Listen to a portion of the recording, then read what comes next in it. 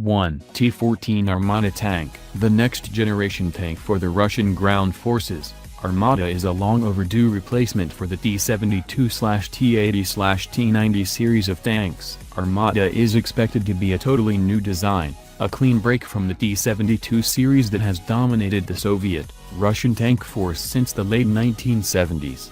Developed under a veil of secrecy, there is little confirmed about Armata. However, images of the mysterious tank have leaked out of Russia in recent weeks during the lead-up to the Victory Day parade in Moscow, where it is expected to be officially unveiled.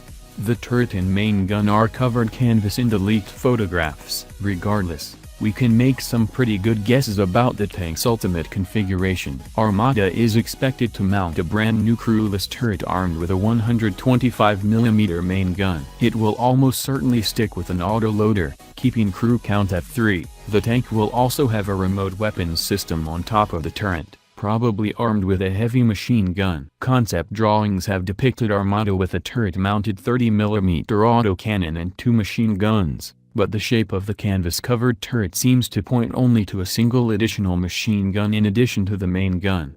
Armata is expected to be heavier than previous Russian tanks, and indeed has 7 road wheels instead of the 6 normally seen on the T-72 series. This will give the design room to grow over the coming decades, including carrying a larger main gun and ammunition if and when the Russians decide they need it. Armata appears to have a modular armor system, making damage easier to replace during wartime, with armored side skirts and slatted armor protecting the engine compartment. Armata will almost certainly include active and passive protection systems similar to those mounted on the T-90. The Russian Defense Ministry expects to receive 2,300 Armata tanks by 2020, replacing 70% of the existing Russian tank fleet. Although Russian industry has a reputation for Herculean feats when it comes to tank production, going from building 0 tanks a year to more than 800 is an unrealistic goal.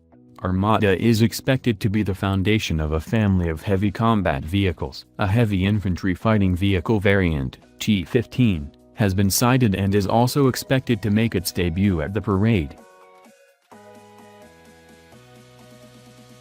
2. T-90 main battle tank. The last of a dynasty of tanks that started in the 1940s, the T-90 hardly resembles the T-54, a tank that debuted in 1945. Still, the lineage is clear as the Soviet Union stuck to an evolutionary approach to tank development.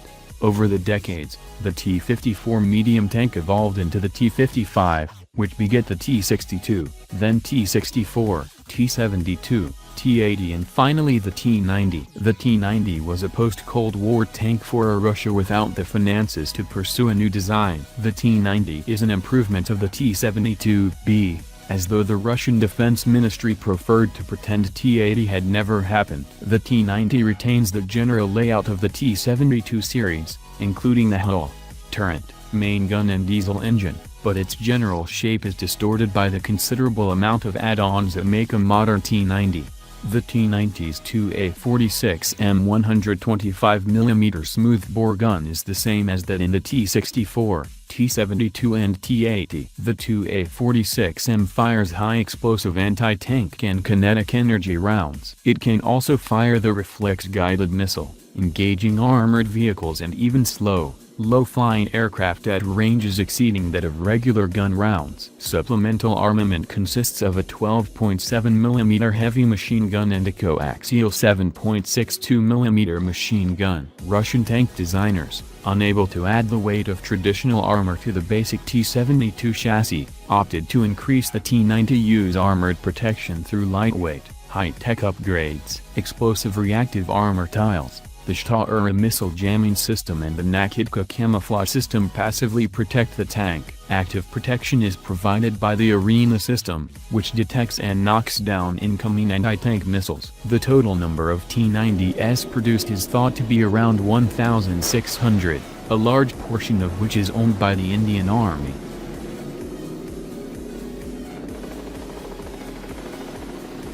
3. 3. Kurganets infantry fighting vehicle. Also seen at the Moscow Victory Day parade practices Kurganets, the new Russian infantry fighting vehicle. Kurganets will replace the BMP 2/3 series of vehicles equipping Russian motorized infantry units. Tall and boxy, Kurganets is a radical departure from the short and squat BMP. Outwardly, Kurganets resembles Western infantry fighting vehicles such as the Bradley, Warrior and CV-90. Kurganets is amphibious, equipped with water jets and trim vane. Various reports credit it with the ability to carry 6 to 8 soldiers in the vehicle's passenger compartment. Kurganets appears to be equipped with modular armor. Its level of protection is unknown, but must be greater than the BMP as a trade-off against a higher profile. It is also likely to be protected by the same active and passive protection systems as the T-90. After all, in addition to the crew, it carries an entire squad of Russian infantrymen.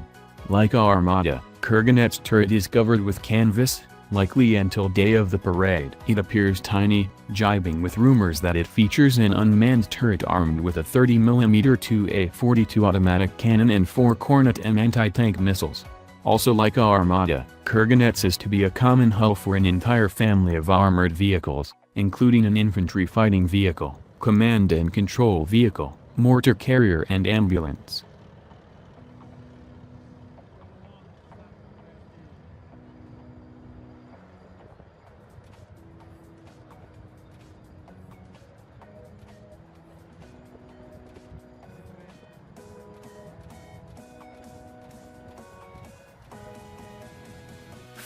BM-30 Smerch Multiple Rocket Launcher System. Russia has a long history of using rocket artillery, dating back to World War II. The Red Army's famous Stalin's organ-struck mounted multiple rocket launchers could hurl dozens of 122mm rockets downrange in a single salvo, making an ear-splitting, demoralizing screech in the process. The Red Army continued to field rocket artillery after the war, and one of the last designs was the BM-30 Smerch heavy rocket launcher. The BM-30 is designed to give an Army-level commander the capability to strike targets deep behind enemy lines, including enemy headquarters, supply dumps, airfields, forward assembly areas, and other targets. The BM-30 can also quickly lay down minefields with rockets with mine submunitions. The BM-30 Smerch heavy rocket launcher system consists of the BM-9A52 launch vehicle, with 12 300mm launch tubes. Rocket warheads include high-explosive submunition, high-explosive unitary, single warhead, scatterable anti-tank mine, and anti-armor guided submunitions. The BM-30 launch vehicle weighs just over 40 tons and is capable of moving at 60 km an hour. The BM-30 can move into position and be ready to fire in 3 minutes, and fire all 12 rockets in 38 seconds. With a displacement time of 2 minutes, under ideal conditions the BM-30 can shoot and scoot to avoid counter-battery fire in less than 6 minutes. One limitation of the BM-30 is its inability to shoot at close-range targets, a rare limitation in an army where every single major weapons system must be able to engage enemy tanks by direct fire. The minimum range for rockets is 20 kilometers, and the maximum range is 70 kilometers.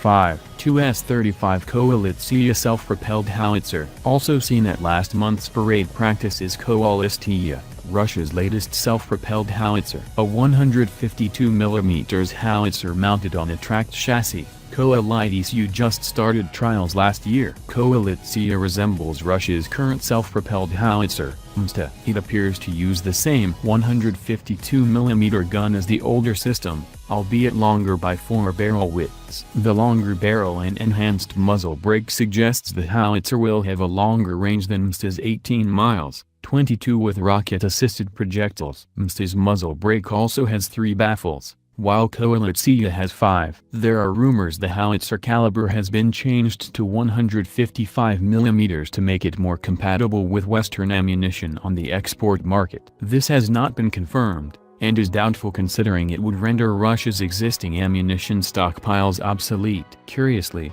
Koalitsiya was originally to have been equipped with not one but two 152mm guns. A unique development would double its firepower to up to 16 rounds a minute for brief periods. For reasons unknown, the second howitzer appears to have been deleted from the delivery version. Koalitsiya's turret is covered with canvas, suggesting there are other improvements that the Russians would prefer to keep a surprise. Generally speaking, it appears larger and differently shaped than ST's. Self-propelled howitzers in general have changed relatively little in the last 50 years, most of the improvements electronic in nature, so it's puzzling why the Russians would wrap the entire turret in canvas.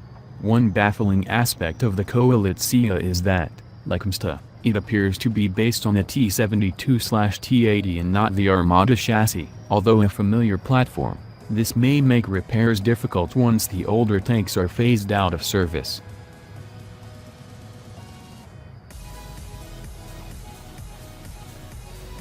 Firearm. 1. Research who you're buying the gun from. Whether you're buying online or in person, be sure to do some research on who exactly is selling you the gun. This is easiest when you already know the person, but that is not always the case. Online marketplaces. There's plenty of reliable marketplaces for the prospective gun buyer to visit, but buying online also means you won't be able to inspect the gun in person. This means relying on pictures, descriptions, and essentially trusting the seller not to scam you. First, research the trustworthiness of the marketplace itself. Some sites are less than reputable and you may want to consider taking your money elsewhere. Secondly, look up the seller's previous sales, customer feedback, and their rating. If there's a system that keeps track of that, read what unsatisfied customers have to say and make an informed decision. Gun stores. As brick-and-mortar shops, gun stores are in many ways much more reliable than buying guns off the internet. Go online to check out customer reviews of a certain store, if that's